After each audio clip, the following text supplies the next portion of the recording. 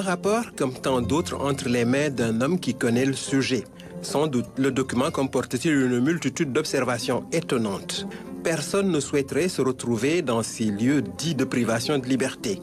Au Sénégal, on en compte une quarantaine. Pas besoin d'être du milieu, d'y avoir goûté ou de parcourir le rapport pour constater la pléthore des effectifs par rapport aux places disponibles. On pourrait même définir un concept de densité carcérale.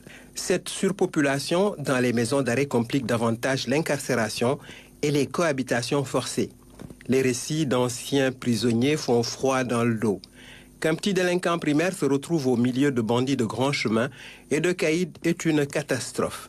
Que la nourriture soit proprement infecte, insuffisante en quantité et en qualité, expose les détenus à la fringale et aux maladies. La détention doit apaiser le cœur et préparer à la réinsertion qui passe par une formation et une correction.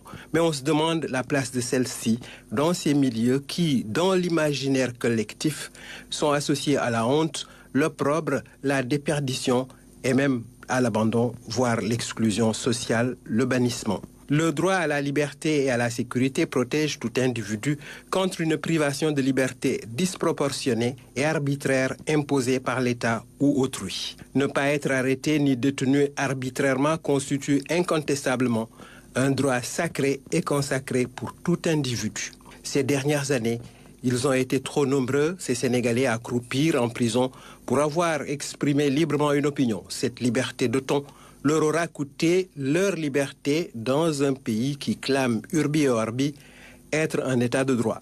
Le plaidoyer de l'Observatoire est juste une humanisation des conditions de détention, d'autant que des contingences particulières peuvent conduire chacun en prison puis au palais. Probabilité incertaine qui n'arrive pas à tous ni tous les jours.